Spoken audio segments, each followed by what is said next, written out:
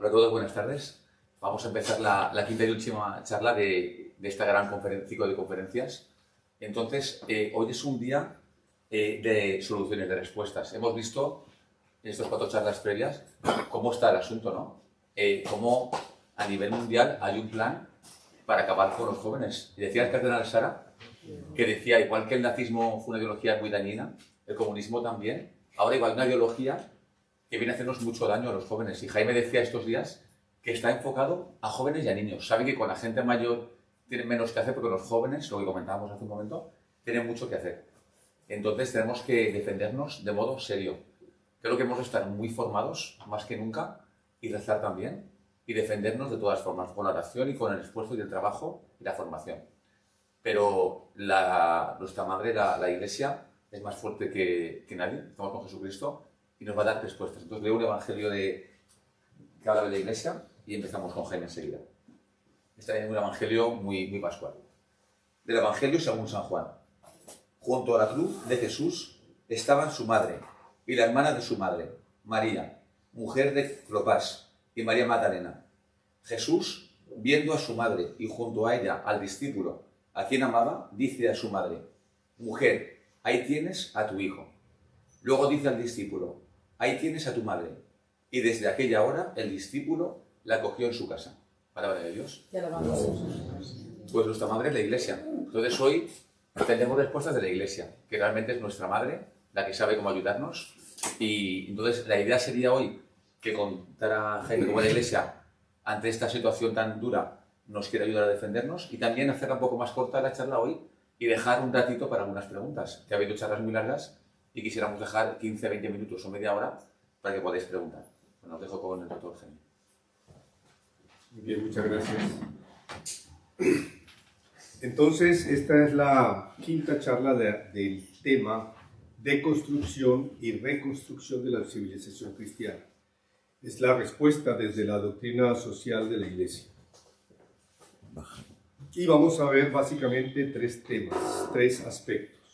La actual deconstrucción de la antropología cristiana, fe y razón en la doctrina social de la Iglesia, a través de los 2 últimos siglos particularmente, y el cambio de época que estamos viviendo, fidelidad y renovación. Lo que han dicho los últimos pontífices: no tengáis miedo.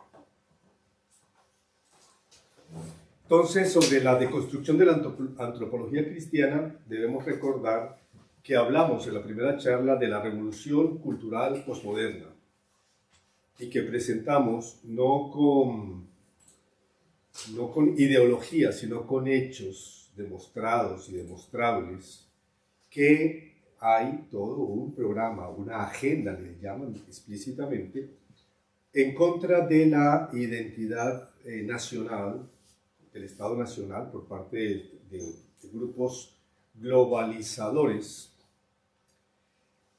contra la identidad familiar. La familia es un objetivo fundamental y lo estamos viendo en todas las leyes, por ejemplo, que se están aplicando en España y en otros países, porque es más o menos internacional. Y contra la identidad personal. Hablamos luego entonces de la Agenda 2030 y el nuevo orden mundial, que hay toda una ambigüedad allí porque se presenta efectivamente como algo muy bueno, muy legítimo, y ha sido aprobado oficialmente por naciones, muchas naciones en el mundo, pero que si se va al detalle entonces se encuentra que hay una serie de objetivos reales, que verdaderamente se están ejecutando, están más relacionados con el ecologismo, con la interpretación materialista y con el pretexto de la ecología para reducir la población mundial y controlar los recursos del planeta.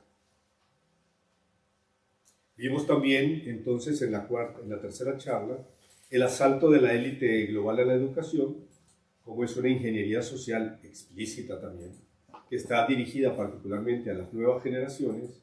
Y en la cuarta charla hablamos de los cambios tecnológicos, la revolución tecnológica y el transhumanismo, cómo eso está avanzando especialmente a partir de una serie de cambios tecnológicos que hemos estado viviendo a lo largo de nuestras respectivas vidas en las últimas 3 generaciones, y cómo ya las nuevas generaciones están absolutamente sumergidas dentro de un cambio que algunos piensan que puede dar lugar a una nueva especie humana. Es una mezcla entonces de tecnologías electrónicas, de inteligencia artificial, de realidad virtual y de innovaciones en el campo de la biotecnología. El Homo Deus, que habíamos dicho que es una agenda para el 2050. Ahora, esto es ciencia ficción.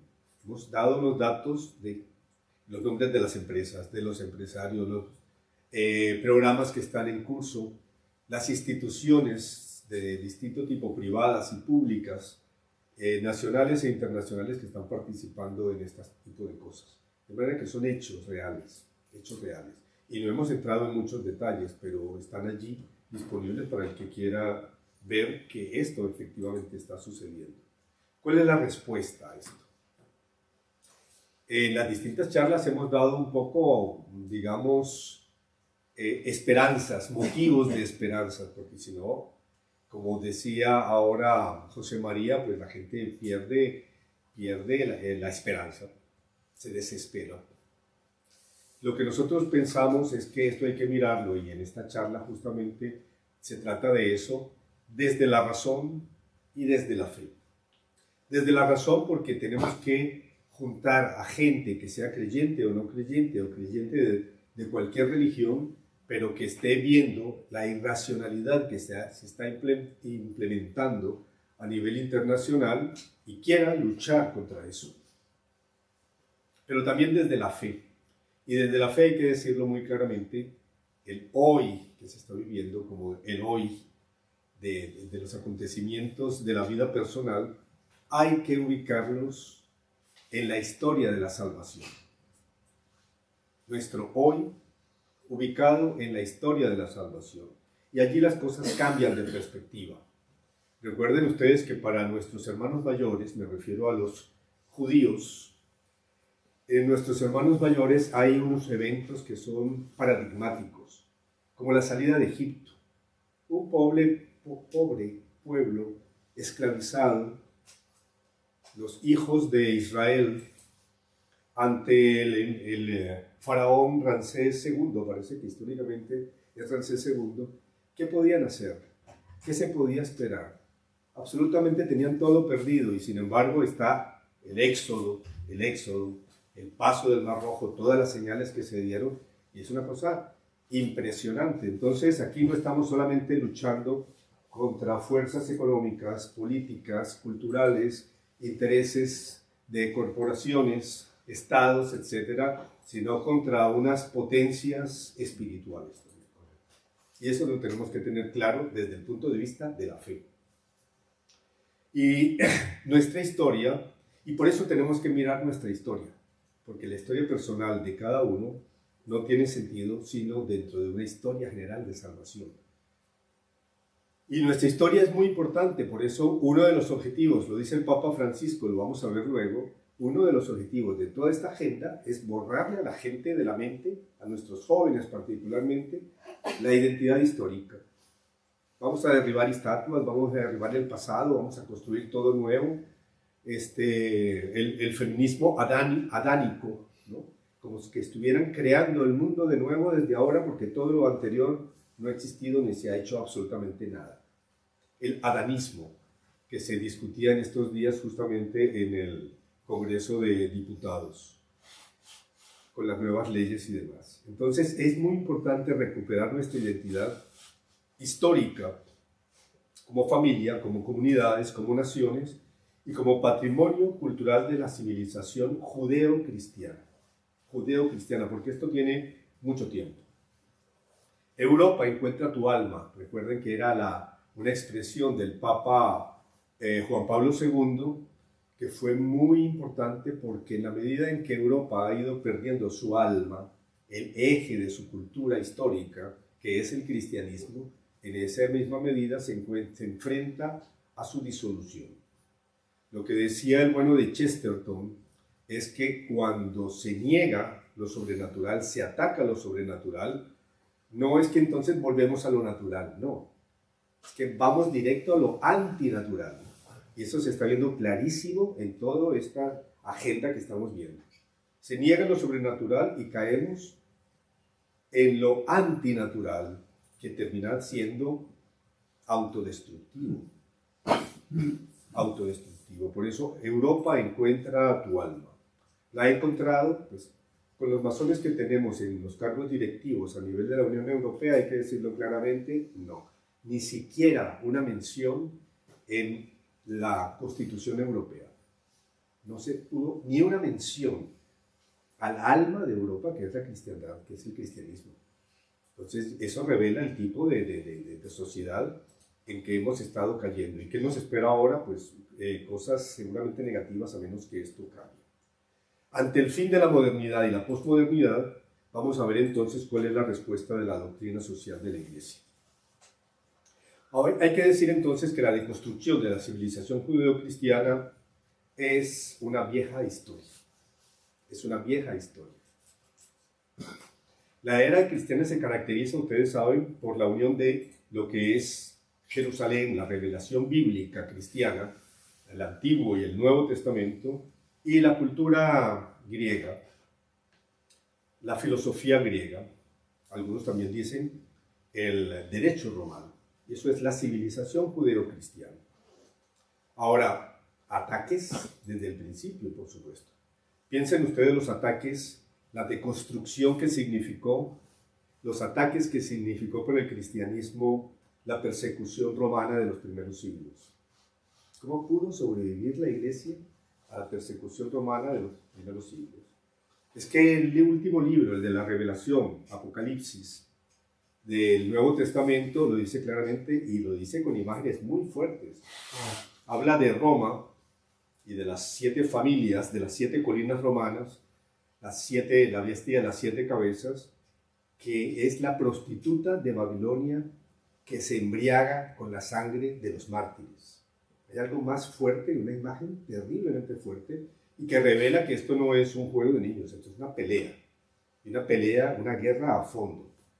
Entonces, que haya sobrevivido a la persecución y que haya sobrevivido después a lo contrario de la persecución, cuando se hizo la religión oficial del imperio y todos los funcionarios entonces, para poder estar ascendiendo en el imperio, pues tenían que bautizarse y hacerse cristianos. Eso es fundamental también. ¿Cómo pudo sobrevivir a la constantinización de la Iglesia y convertirse en un poder político, con papas buenos, regulares y malos? Sin embargo, tenemos 2000 años de sobrevivencia de todo este tipo de problemas, las herejías de los primeros siglos y demás, cómo se enfrentaron.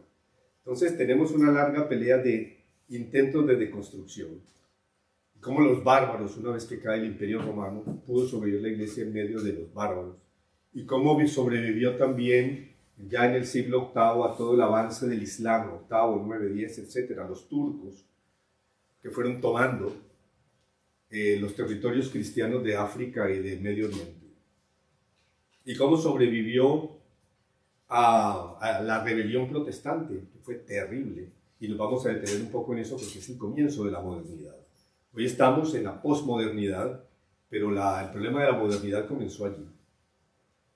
Y después, en los siglos ya XVIII, XIX, cómo sobrevivió a la masonería, que es la dominación del Imperio Británico en su momento, en contra de la Iglesia, directamente para destruir la Iglesia.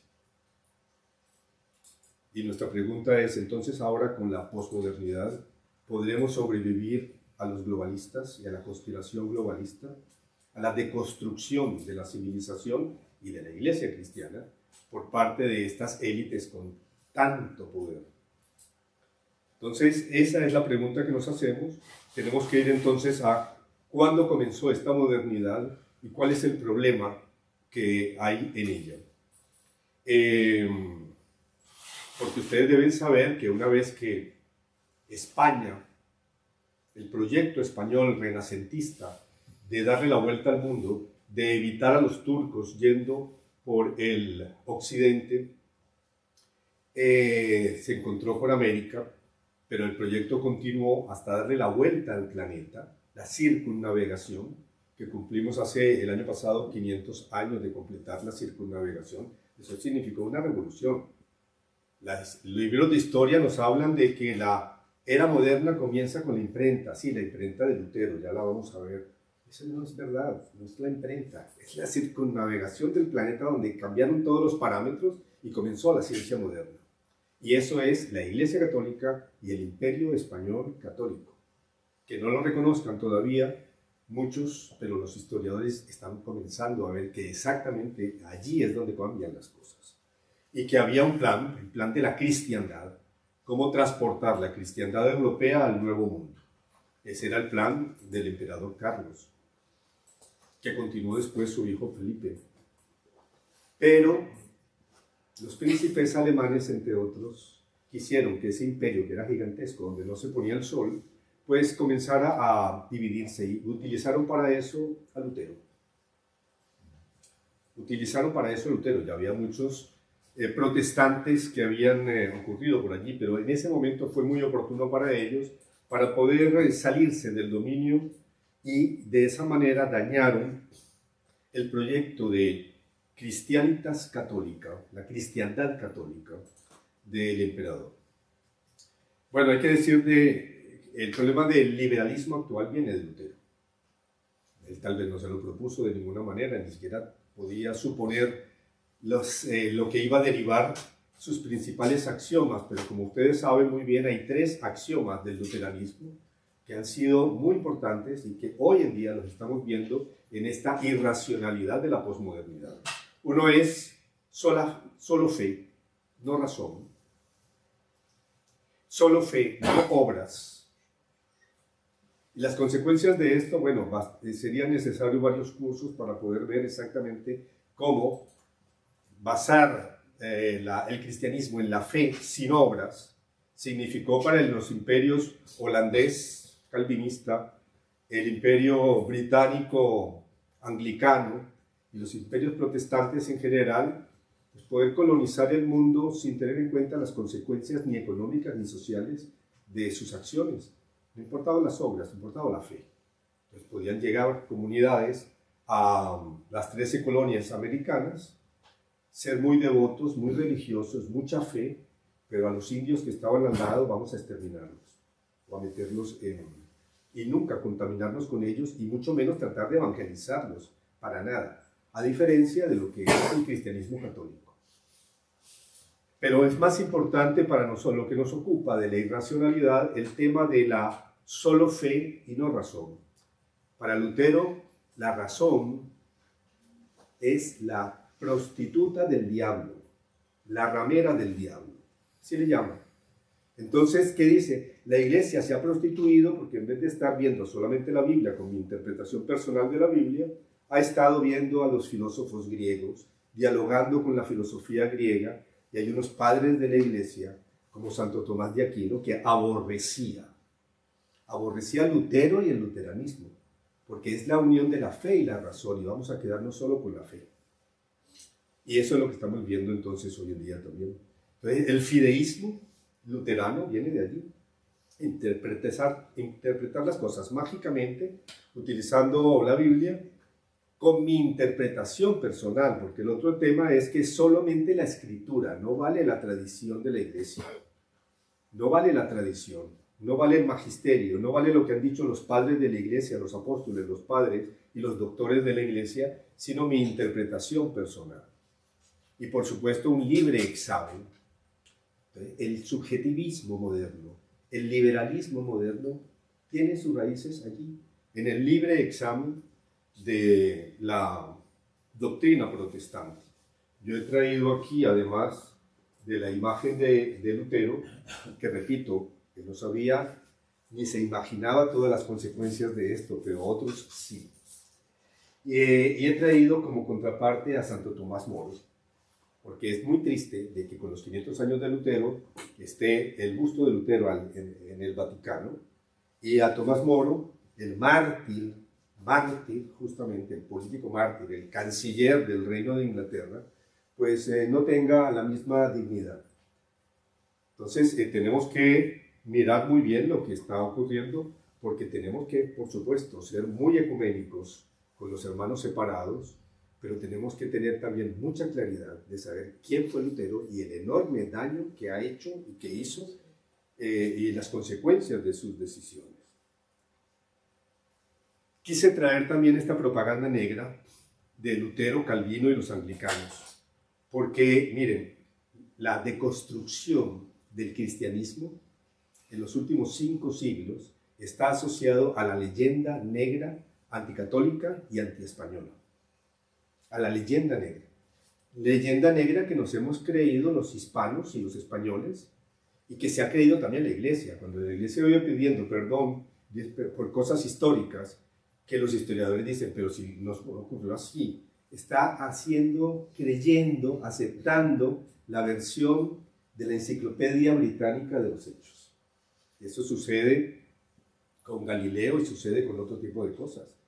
Entonces hay que mirar exactamente qué pasó para ver qué vamos a pedir perdón, pero no vamos a estar aceptando como verdades lo que es producto de la leyenda negra. Aquí ustedes pueden ver entonces el Papa. Yo soy el Papa.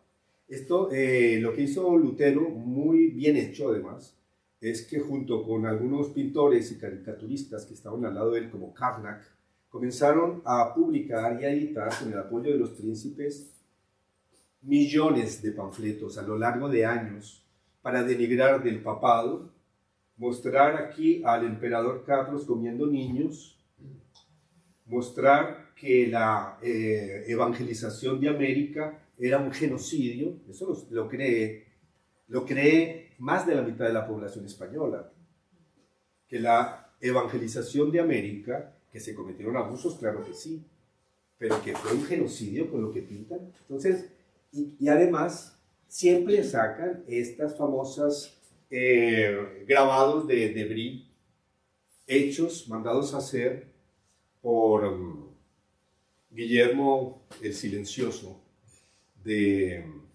bueno, no vamos a entrar en todos los detalles de la guerra, pero fueron décadas y décadas de propaganda de papel, de guerra de papel, así le llaman los historiadores, denigrando del cristianismo católico, de España y también de Italia, porque es Roma, ¿no? Roma nos impone, Roma, y todavía, si ustedes ven los documentos del, ¿cómo se llama? Camino sinodal alemán, y las cosas que están diciendo es, Roma nos está imponiendo y nosotros no vamos a... Tienen toda esta visión, leyenda negra, en contra de la Iglesia Católica y en contra de Roma 500 años después. Y lo mismo que la Inquisición. Traje lo de la Inquisición, no vamos a entrar en esto. Si hubiese oportunidad, sería bueno tener aquí mismo una serie de charlas sobre la leyenda negra y sobre la verdadera historia, porque lo que están haciendo los historiadores jóvenes, españoles y extranjeros, eso comenzó en Estados Unidos, es impresionante, porque la Inquisición están los documentos allí, no es como en Alemania, donde quemaban las brujas y en Inglaterra y nadie sabía porque no había registro. Aquí en España sí hubo registro y eso está allí, toneladas todavía para ser analizado por los investigadores, como en la Casa de Contratación de Sevilla, toneladas de documentos porque todo se escribió. Entonces nuestra historia está por hacer y esta leyenda negra está por eliminarse. Además, fíjense en esto es 5 siglos de fake news, la leyenda negra en Europa, y esta es una conferencia que se hizo en 2018 en el Parlamento Europeo, porque es necesario acabar con esto, no solamente en España, que se lo ha creído, sino en otros países europeos donde se sigue hablando de leyenda negra anticatólica y antiespañola, a pesar de que los historiadores dicen todo lo contrario. Pero bueno, vamos al tema de la modernidad. El padre Aníbal Fosbury, que es el fundador de FASTA, organización a la que yo pertenezco, basado en Santo Tomás de Aquino, tiene una revisión de la historia desde el punto de vista de Santo Tomás de Aquino. Y allí podemos ver, entre otras cosas, que el tema de la ilustración y la modernidad, cómo este luteranismo irracionalista, fideísta, de esto se pasó al racionalismo de la ilustración y la modernidad. Como los enciclopedistas, por ejemplo, entonces comenzaron a atacar a la Iglesia Católica como la sede de la superstición, la oscuridad, la imposición de la mentira en contra de la razón. Del fideísmo protestante se pasó al racionalismo de Descartes, Voltaire, Rousseau y al empirismo y liberalismo inglés. Estamos ya en el siglo entonces XVIII. En el siglo XIX es la era de las revoluciones, se llama así. Había revoluciones en distintas partes, las revoluciones burguesas le llaman, ¿no? Revoluciones en contra del antiguo régimen, comenzando en Europa, comenzando con la Revolución Francesa, que como ustedes saben, la Iglesia estaba unida al trono, el trono y el altar, y fue un desastre total para la Iglesia Católica porque todas las revoluciones burguesas se hicieron en contra de la Iglesia. ¿Cómo reaccionó a esto la Iglesia? El padre Fosbury habla de que la modernidad ha tenido 3 hijos gemelos, vamos a decir así. El liberalismo y el positivismo, que es una sociedad sin Dios. ¿Cuál es el problema del liberalismo?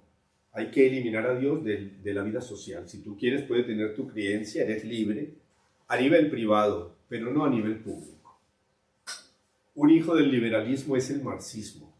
No es nada extraño entonces que Marx escribiera y pasara el Capital y pasara sus últimos años como empleado del gobierno británico, que era la potencia capitalista de la época, en la Biblioteca de Londres. El marxismo, hijo del liberalismo, que decía que la religión era el opio del pueblo.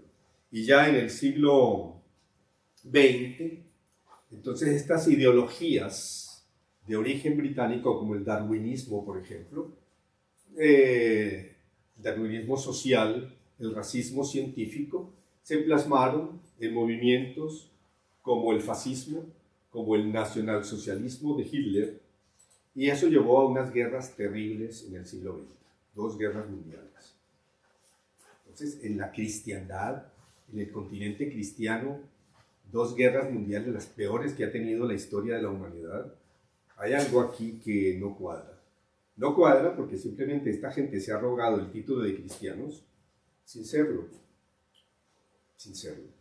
Por eso es que Gandhi, el libertador de la India, decía: yo creo en el cristianismo, en todo lo que propone, pero lo que están haciendo los cristianos en mi país no lo puedo aceptar.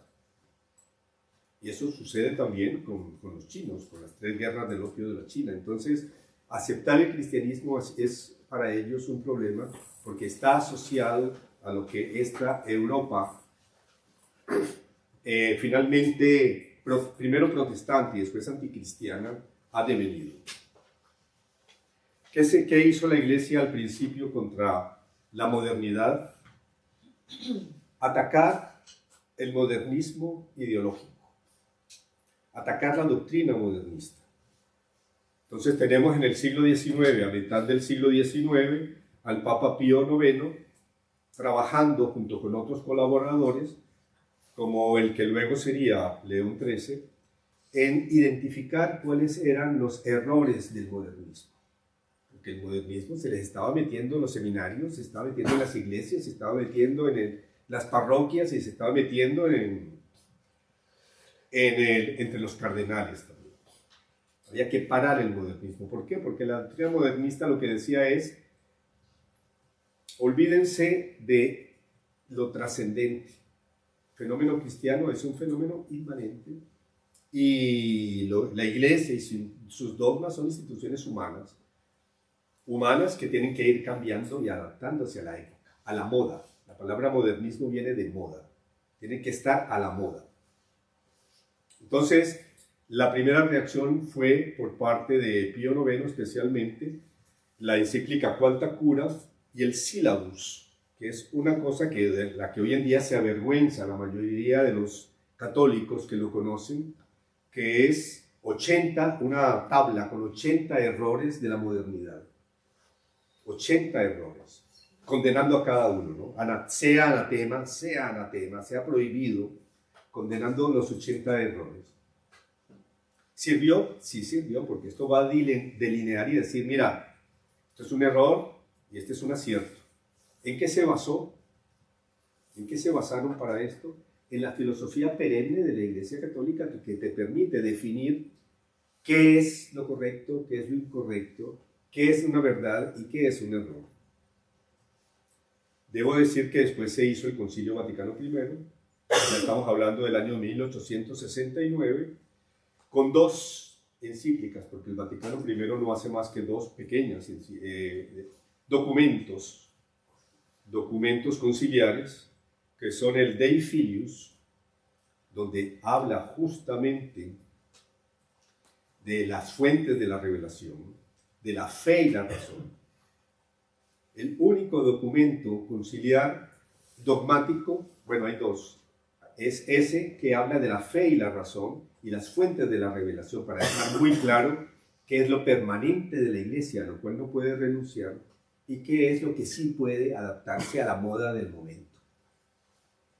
Y la otra es Eternus, Pastor Eternus, que define que no es la mayoría circunstancial de unos obispos reunidos por allí en algún concilio o en algún camino sinodal, sino el Papa como cabeza del cuerpo episcopal mundial de toda la Iglesia universal, el primus inter pares, el que tiene que definir lo que es la verdad y lo que no es verdad en materia de fe y de costumbres. La infalibilidad papal, tan mal vista, entre otros por Hans Kühn, el enemigo del Papa Ratzinger que hemos mencionado y explicado hoy.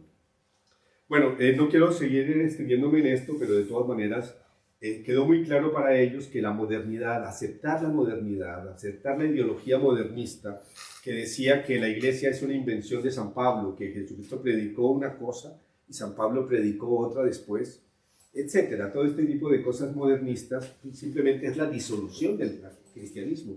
Y contra eso lucharon en el siglo XX también, de una manera destacada, San Pío X, que publicó una encíclica que se llama Pacendi, diciendo, mira, el interior de la Iglesia está plagado, en los seminarios se está haciendo esto, y hay centros de teología que están difundiendo algo que simplemente es la disolución del cristianismo, y tenemos que pararlo.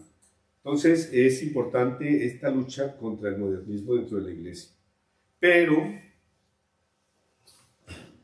después de Pío X, el Vaticano I, el concilio se clausura, nunca se clausuró, porque hubo una guerra entre Prusia y Francia en 1870, que eran justamente los que estaban apoyando el concilio.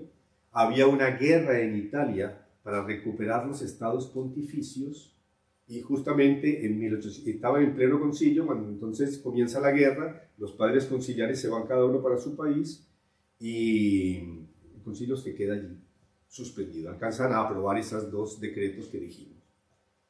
¿Quién viene después de Pío IX? Su mano derecha, que es Joaquino Pecci, llamado entonces como Papa León XIII. Esto no nos lo enseñan los domingos en nuestras parroquias, en las homilías. Bueno, tampoco es el tema, pero esto no lo sabemos, y es necesario que nosotros, cristianos, como adultos de la fe, conozcamos un poco esta historia, porque este hombre fue un valiente impresionante. Le habían quitado ya los terrenos pontificios, que además era un problema para la Iglesia, de ser al mismo tiempo un poder terrenal, con terrenos, con ejércitos y con guerras y con cosas. Entonces, en buen momento se lo han quitado, vamos a decirlo entre comillas, pero a la fuerza, como parte de una guerra, de una invasión. Y el hombre tuvo que pasar 25 años guardado dentro del Vaticano, porque los otros no se atrevían, por supuesto, tampoco a sacarlo o a matarlo, pero sin ningún poder temporal, sin poder salir siquiera del Vaticano.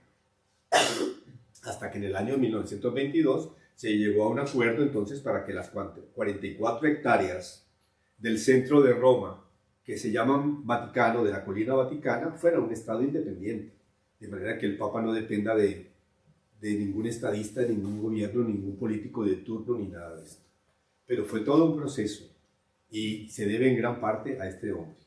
Este hombre además estaba formado en Santo Tomás de Aquino, de manera de que tenía muy claro aquello de la fe, la vida sobrenatural, pero también la razón. Supeditada a la fe, por supuesto, pero la razón. Y lo primero que hace una vez que lo eligen papa es sacar una encíclica sobre la filosofía cristiana que se llama Eterni Patris, para decir que la filosofía perenne de Santo Tomás de Aquino es lo que debe conocer y estudiar en todos los seminarios, en todas las escuelas y toda la gente que quiera madurar en su fe. No solamente la parte, digamos, propiamente religiosa, sino también la filosofía. No solamente la teología, sino la filosofía, porque si no, te va a venir el modernismo con 50.000 ideas y no vas a tener un criterio para decir esto es correcto y esto está equivocado. La primera encíclica, entonces, Eterni Patris, Santo Tomás de Aquino. Y eso se comenzó a aplicar. Y eso significó, una generación después, un reflorecimiento del tomismo en toda la Iglesia a comienzos del siglo XX. Hoy él está un poco olvidado, pero va a ser necesario recuperarlo. Otra encíclica es la Libertas, justamente contra el liberalismo, diciendo exactamente como un cirujano qué cosa es la libertad humana y qué cosa no es. Pero si no tienes esas herramientas filosóficas que te puedan distinguir claramente una cosa de otra, entonces es difícil abordar estos problemas, porque parece muy correcto lo que dicen los liberales, tenemos libertad de todo, vamos a cada uno que piense lo que quiera. Entonces hay que ver cuáles son esos límites. Menciono nada más de pasada las otras encíclicas, el matrimonio cristiano, porque sabía que la modernidad era un ataque a la familia, la francmasonería. Todos los enemigos de la iglesia estaban en ese momento en sectas masónicas, y recuerden que la reina de Inglaterra no solamente es la cabeza de la iglesia anglicana, sino que es la cabeza de la logia masónica británica. Entonces, la francmasonería, el gobierno civil, Diuturnum, otra encíclica sobre la constitución cristiana de los estados. Es la época de las revoluciones de los estados liberales y era necesario poner una distinción y una visión de lo que es el cristianismo, aplicándolo entonces a la constitución de los estados liberales. Otra sobre el socialismo, otra sobre la ciudadanía cristiana, y la que más nos interesa a nosotros para esta charla, que es la Rerum Novarum, que es derechos y deberes del capital y del trabajo. Todo esto lo hace el Papa. Es más, hace más encíclicas, pero él, poco antes de fallecer, hace una enumeración de cuáles eran las más importantes en este orden, y estas son las que él dice que son las más importantes. Rerum Novarum, entonces, sobre las cosas nuevas, 1891. De esa manera comienza la doctrina social de la Iglesia, que no es más que una reflexión desde la fe y la razón de los problemas del mundo vistos desde la perspectiva del cristianismo. Entonces, frente a los problemas que se estaban viviendo, por ejemplo, las revoluciones comunistas, entonces hay una defensa del trabajo, del trabajador, frente a los abusos de los empresarios y la explotación que estaban haciendo los empresarios del trabajo humano. Pero también en contra del comunismo hay una defensa, entonces, de la propiedad privada, entendida, bien entendida, digamos, con una finalidad social, pero propiedad privada, que era algo que los comunistas estaban justamente atacando. Entonces, Rerum Novarum de León XIII, 1891, los deberes y derechos del capital y del trabajo, ni liberalismo ni comunismo. Esta visión que a veces yo veo que se tiene en los medios de comunicación, en la cultura española, de que la Iglesia es la derecha, capitalista, la doctrina social de la Iglesia es muy clara, ni capitalismo liberal, ni colectivismo marxista. La Populorum Progressio, bueno, con el Concilio Vaticano II se retomó, digamos así, la actitud de León XIII, porque León XIII dice, no nos vamos a pasar toda la vida atacando y condenando, sea anatema, los errores del liberalismo y de la modernidad. Tenemos que dialogar con la modernidad para convertir a los que se puedan convertir de la modernidad. El problema es convertirlos a ellos y no que nos conviertan nuestras bases, ¿no? Entonces ese es el problema. El Concilio Vaticano II también tomó la idea de que era necesario dialogar con el mundo. No nos vamos a pasar aislados del mundo cuando la Iglesia tiene que ser la sal de la tierra y la luz y el fermento que va a cambiar la masa, a fermentar la masa. Entonces, esa es la idea del Vaticano II. Lo hemos logrado, eso es lo que está por verse. Pero entonces el Papa Pablo VI tiene unas encíclicas que continúan el trabajo de León XIII en la doctrina social de la Iglesia, especialmente, la hemos mencionado aquí en la segunda charla, la Populorum Progressio sobre el progreso de los pueblos, en contra de esa dominación capitalista brutal, en contra de las economías menos desarrolladas del mundo, y el intento de reducir la población mundial con métodos artificiales, y en la defensa de la vida humana en la humana élite. Ya sabemos lo que causó esto para las élites capitalistas globales. Luego, Juan Pablo II, a los 100 años de la encíclica de León XIII, publica Centésimos Annus. Él tiene en realidad 3 encíclicas sociales: Laborem Exercens,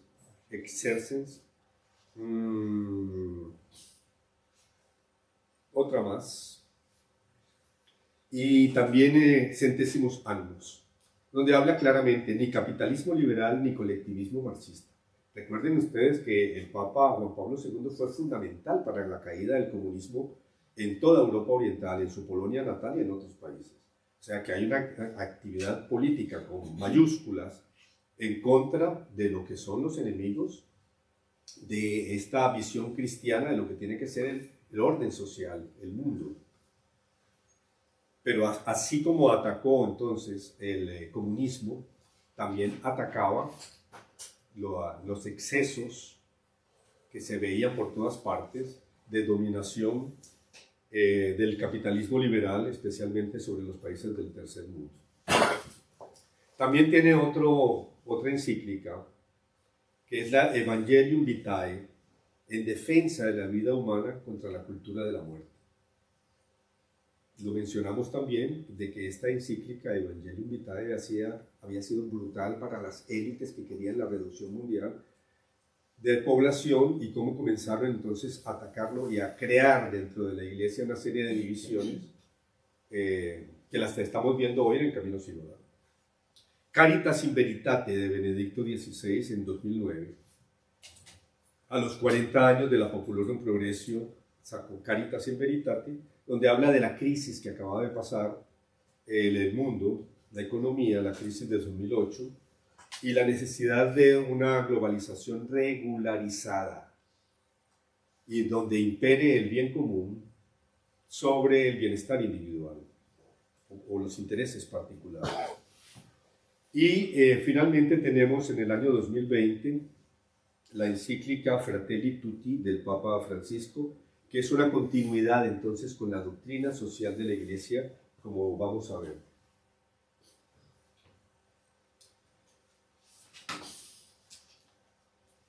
En 2005, la Congregación de Justicia y Paz del Vaticano hizo o publicó un trabajo que habían hecho a lo largo de los últimos años, antes de 2005, para el Papa Juan Pablo II, que es un resumen de la doctrina social de la Iglesia. ¿Por qué? Porque desde León XIII hasta ahora han sido respuestas a problemas concretos, particulares, pero no había habido, digamos así, una sistematización. Esa sistematización es el compendio de la doctrina social de la Iglesia, que es el documento oficial de la Iglesia, entonces, donde hace un recuento temático de lo que ha sido la doctrina. Así como Juan Pablo II y el cardenal Ratzinger hicieron el catecismo de la Iglesia, eso es fundamental hoy en día para que no se desboquen los loquitos por allí, sino que sepan exactamente cuál es la tradición en materia de fe y de costumbres y litúrgica de nuestra Iglesia. Igual hicieron con el compendio de la doctrina social de la Iglesia. Y yo quiero señalar un aspecto que es en relación con el medio ambiente. ¿La Iglesia se preocupa del medio ambiente? Claro que sí. Y están todos estos documentos pontificios desde hace mucho tiempo pensando en el tema de la contaminación ambiental en particular, y de la necesidad que tiene el hombre de ser el jardinero. Pero eso es muy distinto al ecologismo que vemos que nos están metiendo con la agenda postmoderna. Dice así el compendio de la doctrina social de la Iglesia en salvaguardar el medio ambiente.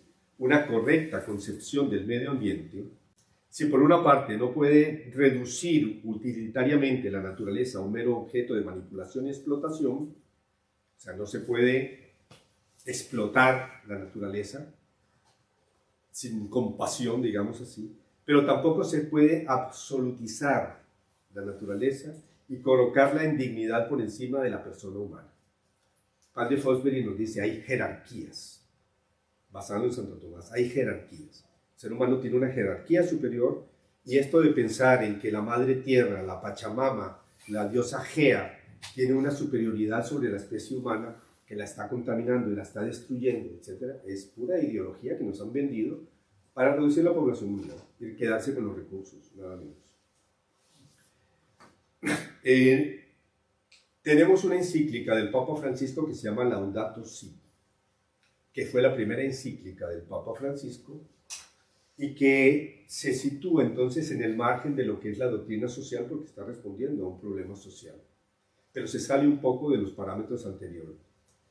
Esta encíclica profundiza lo mismo que ha dicho el compendio de la doctrina social de la Iglesia. Dice entonces que al ser humano le corresponde labrar y cuidar el jardín del mundo. Dice también que el ser humano no sea patrón del universo. Eso no significa igualar a todos los seres vivos y quitarle al ser humano ese valor peculiar que lo caracteriza. Ni tampoco supone una divinización de la tierra, lo que estamos diciendo, que nos privaría de llamarlo, del llamado a colaborar con ella y proteger su fragilidad. Entonces está muy claro en estos puntos de cuál es la doctrina social de la Iglesia respecto a la ecología. Sin embargo, hay otras expresiones de la Madre Tierra, etcétera, etcétera, en la misma encíclica que pueden dar lugar a ciertas ambigüedades y que mucha gente dice. Estamos hablando de un papa pastor que se preocupa más de lo pastoral de que de los detalles y precisiones teológicas muchas veces. Y eso es así. Entonces, la encíclica da lugar a ciertas malas interpretaciones, no por lo que dice, aquí estamos viendo claramente que está en continuidad con la doctrina social de la Iglesia, sino por otras manos que se meten por allí. Y entre esas mencionamos a este señor. Esta noticia es el 18 de junio de 2015, cuando se hizo pública la encíclica. El climatólogo Schnell Huber predice el clima para 2090 al presentar la encíclica. Este señor dirige el Instituto Potsdam en Alemania. Este señor estuvo trabajando mucho tiempo con la monarquía británica en todos los proyectos ecológicos de la World Wildlife Foundation y demás. Y recibió de la reina Isabel el título de gran comendador del reino de Inglaterra y demás. Pero ese no es problema. El problema es que es un ecologista radical que fue invitado a participar en las discusiones de esta encíclica Laudato Si y apareció como uno de los que está exponiendo en el Vaticano, en el salón, en el Vaticano está haciendo parte de la presentación de la encíclica. 2015. Aquí tenemos ustedes, en 2009, el científico en la reunión internacional del clima que hay en Copenhague, presenta que la población del mundo, dado el daño climático que hay, no puede pasar de 1.000 millones de personas. Aquí están los titulares, esto no lo estamos inventando. Está el New York Times también, que es el primero que saca todo este tipo de cosas. Entonces, tenemos que tener muy claro y no dejarnos confundir entre qué es la doctrina social de la Iglesia y qué cosas se pueden mezclar en medio de la presentación de estas cosas. Y este señor sigue siendo un asesor del Vaticano, de la de la Academia de Ciencias Pontificia, como hay otros que son mujeres abortistas, etcétera, etcétera. ¿Cuál es la justificación? De que se trata de no cerrarse al diálogo, pero una cosa es no cerrarse al diálogo y otra cosa es que se permita la entrada de estas personas a participar entonces con todos sus derechos cuando son unos enemigos de la doctrina de la Iglesia. El Papa entonces Francisco en Fratelli Tutti hace especialmente en su primer capítulo una excelente presentación, resumen de lo que es la doctrina social de la Iglesia para lo que estamos viviendo entonces en este tiempo, en esta segunda década del siglo XX. Perdón, del siglo XXI. Habla de unos temas sombra para indicar que estamos viviendo no una época de cambio, sino un cambio de época. La perspectiva que queremos transmitir es, mire, esto de la modernidad y la posmodernidad es una cosa que ya está llegando a su final. Y estamos viviendo es un cambio de época.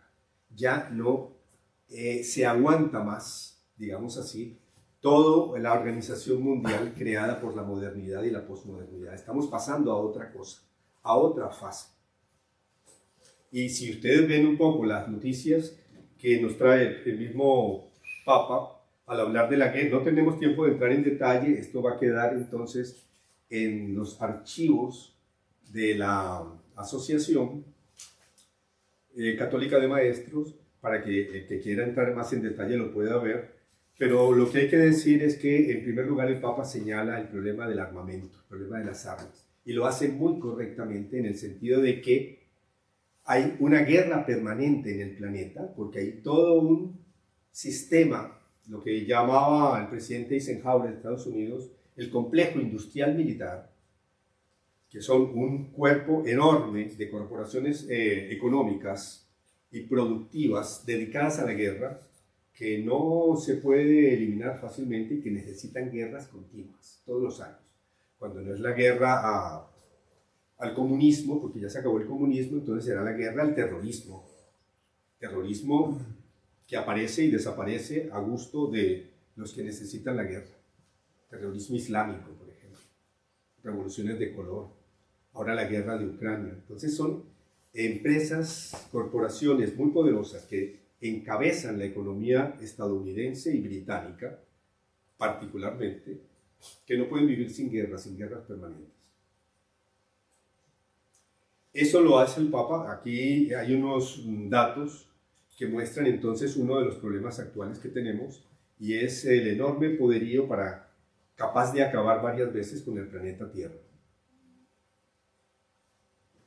Y además, potencias nucleares que están enfrentadas en este momento, como es Estados Unidos y Reino Unido contra China, contra Rusia y demás.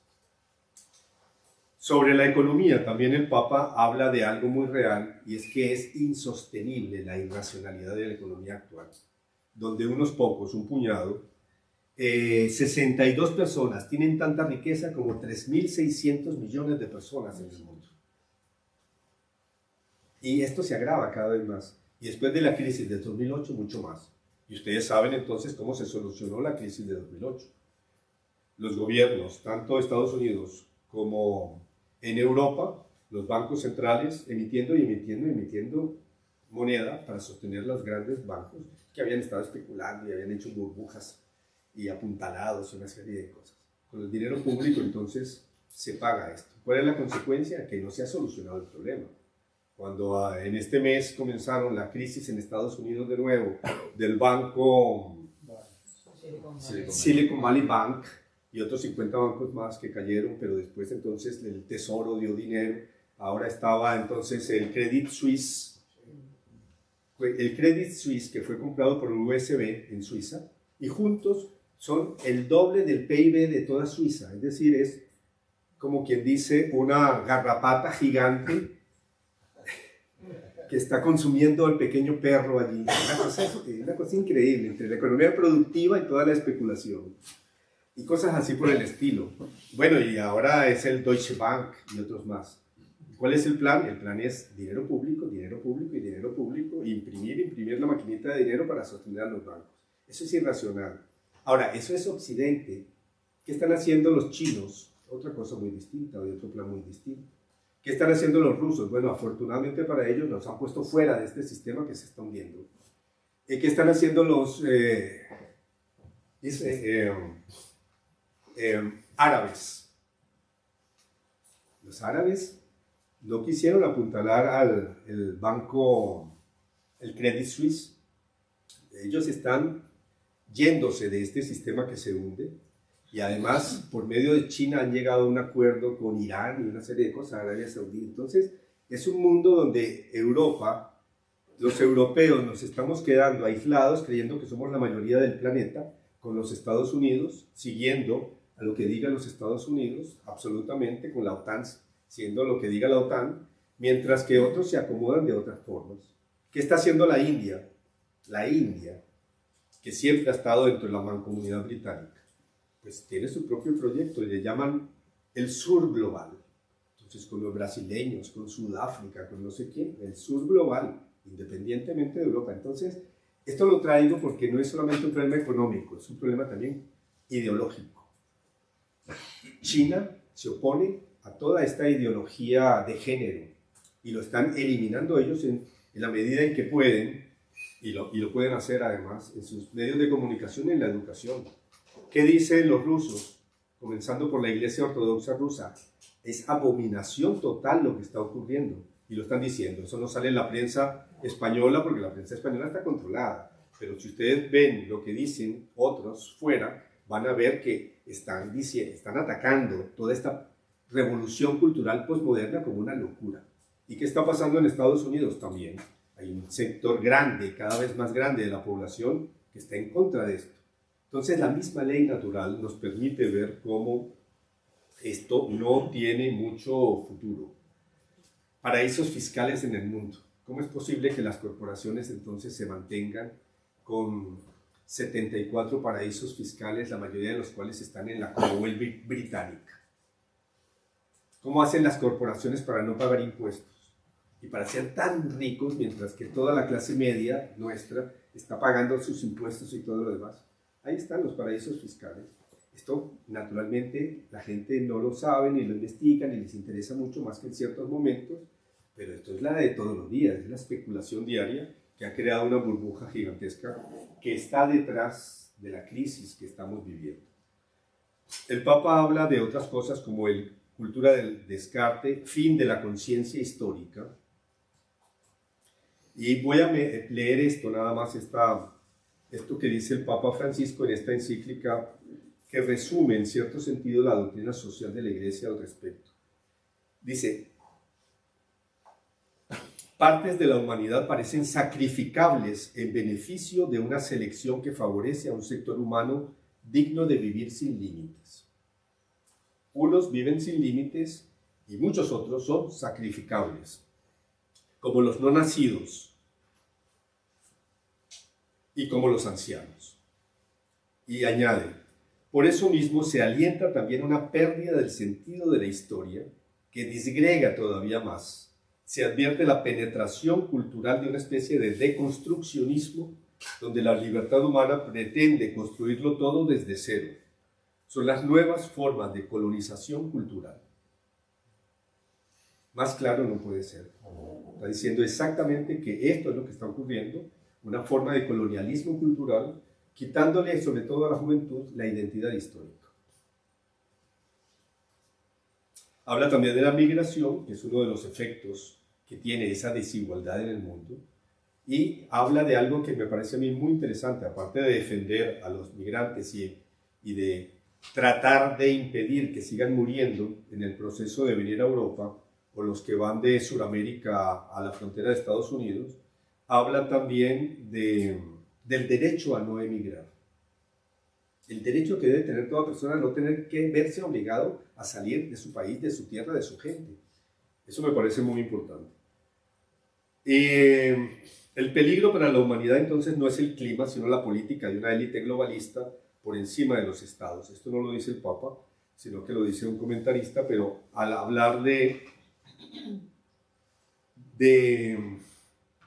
la presentación que hace el Papa de cómo estamos viviendo en una tercera guerra mundial a plazos, dice así, y una locomotora desbocada, que es necesario parar ya. Lo tiene claro. Sobre el mundo digital, de las corporaciones, de la revolución informática, dice lo siguiente: no cabe ignorar que en el mundo digital están en juego intereses ingentes económicos capaces de realizar formas de control tan sutiles como invasivas, creando mecanismos de manipulación de las conciencias y del proceso democrático. Y añade: destrozar la autoestima de alguien es una manera fácil de dominarlo. Detrás de estas tendencias, está hablando entonces de las maquinitas y todo esto, que buscan homogeneizar el mundo, afloran intereses de poder, que a través de los medios y de las redes se intenta crear una nueva cultura de servicio de los más poderosos. Esto es aprovechando el ventajismo de la especulación financiera y la expoliación, donde los pobres son siempre los que pierden. El Papa, por supuesto, no se queda solamente en ver todas estas cosas negativas, que las dice de una manera supremamente clara, siguiendo en continuidad, digamos, con la doctrina social de la Iglesia, lo que ha sido desde León XIII hasta ahora, sino que también presenta entonces signos de esperanza. Invito a la esperanza, que nos habla de una realidad que está enraizada en lo profundo del ser humano, etcétera, etcétera. Esta encíclica no está dirigida solo a los católicos, está dirigida a todos los hombres de buena voluntad, y dice que está inspirada en las conversaciones que él tuvo con el imán de la Universidad musulmana de El Cairo. Entonces, es un poco raro, por un lado, es una encíclica que no está dirigida a los católicos, sino a todo hombre de buena voluntad, pero lo que dice es en gran parte doctrina social de la Iglesia pura y dura. Para terminar, entonces, el Papa Francisco contra la ideología de género. Esto es un video muy interesante, porque así como hay fuerzas globalistas que están infiltrando la Iglesia, también hay una continuidad entonces en la doctrina social, y eso se puede ver en las declaraciones que da el Papa. El señor Muñoz Iturrieta trae como 7 declaraciones que ha dado el Papa en los últimos años en contra de la ideología de género, y esta entrevista, que es de este mes de marzo, cuando el Papa cumplió 10 años, con La Nación, que es un periódico argentino. La ideología de género es de las colonizaciones ideológicas más peligrosas. Entonces, por lo menos en este aspecto tenemos una importante declaración de doctrina social de la Iglesia para esta revolución posmoderna. ¿Qué nos decía Ratzinger sobre el futuro de la Iglesia? Termino con esto, porque es muy importante, que los cristianos tenemos que tener una fe adulta. ¿Por qué razón? Había terminado el Concilio Vaticano II y él dice, mire, esta cristiandad enorme con edificios, con iglesias, con conventos, esto ya no lo podemos mantener porque ha cambiado el mundo. Entonces, la Iglesia será pequeña, tendrá que empezar todo desde el principio. Ya no podrá llenar muchos de los edificios construidos en una coyuntura más favorable. Perderá adeptos y con ellos muchos de sus privilegios en la sociedad. ¿Y cuál es la respuesta? Formarse como adultos. Claro, en la antigüedad la gente para recibir el bautismo necesitaba no sé cuántos años de catecumenado. Hoy en día bautizamos a los niños, pero una vez que crecemos, la gente tiene que prepararse, digamos así, para la fe, formarse como adulto en la fe. Y esto no es una cuestión automática ni mecánica. Pequeñas comunidades. Si tenemos una avalancha en contra, no podemos entonces resistir esta avalancha que nos está bombardeando a nosotros, nuestras familias y nuestros hijos solos. Tenemos que unirnos entonces para apoyarnos unos a otros, y la palabra, la oración y los sacramentos. Esto lo dice entonces en lo que se llama la profecía de Ratzinger sobre el futuro de la Iglesia. Y los principios que no son negociables. Ya lo hemos mencionado aquí, lo mencionamos de nuevo, porque esto nos está trazando una línea divisoria entre una cosa y otra. El camino sinodal alemán, por ejemplo, que se puede extender fácilmente al camino sinodal global. ¿Y cuáles son los parámetros para saber qué es la continuidad y qué es la renovación? ¿Hay que renovar la iglesia? Claro que sí. Pero hay un depósito de fe que se tiene que mantener absolutamente sí.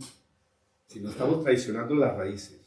Entonces, ¿qué es una cosa? ¿Hasta dónde llega un límite y otro? Eso lo tiene que definir el magisterio. El magisterio no está por encima de la palabra, ni de la tradición de la iglesia, pero el magisterio sí está por encima de las interpretaciones que están haciendo grupos. Eso lo dijo el Vaticano I justamente. El magisterio está por encima de las interpretaciones particulares. ¿Y qué nos dice el magisterio entonces? Hay unos principios que no son negociables. La defensa y protección de la vida desde su concepción hasta la muerte natural. La defensa y protección de la familia constituida sobre el matrimonio entre un hombre y una mujer. La libertad de enseñar y el derecho de los padres a elegir la educación de los hijos. La libertad religiosa y la promoción del bien común en sus diversas manifestaciones. Y recuerden el testamento espiritual del Papa Benedicto XVI en este mes de enero, se hizo público, donde dice: lo que dije antes a mis compatriotas, lo digo ahora a todos. Manteneos firmes en la fe y no os dejéis confundir.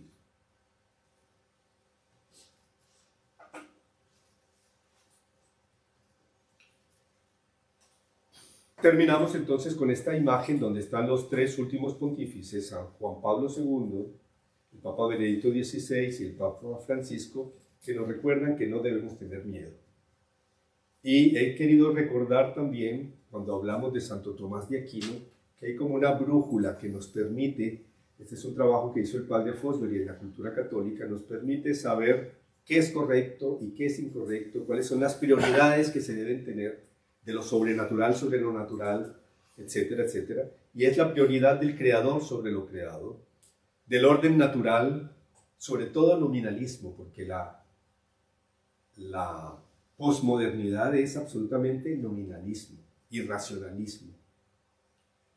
Prioridad del ser humano, que es imagen y que es también hijo de Dios, no solamente imagen de Dios, sino hijo de Dios, ante la ciencia, la tecnología y la prioridad del bien común. Y en esto solamente quiero resaltar algo que el Papa Benedicto XVI, y en su trabajo como cardenal, prefecto de la doctrina de la fe, insistió tanto. Y es que la modernidad fue superada dentro de la Iglesia Católica por todo el trabajo, entre otros, de León XIII que vimos anteriormente. Pero la posmodernidad, que es lo que estamos viviendo, es necesario salir adelante de esto. Y una manera que tiene la Iglesia es reconocer la importancia de la razón, no solamente de la fe, sino de la razón.